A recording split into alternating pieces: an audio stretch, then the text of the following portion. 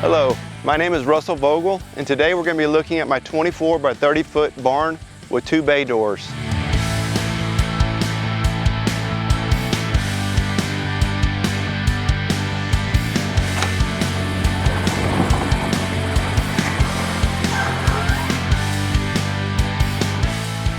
So we decided on the 24 by 30 foot building as it's big enough to store both a tractor and a vehicle as well as some additional supplies.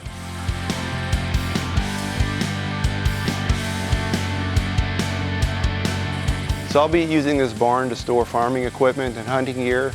I live a couple hours away from the property in Houston, and this will be a nice place to store my stuff.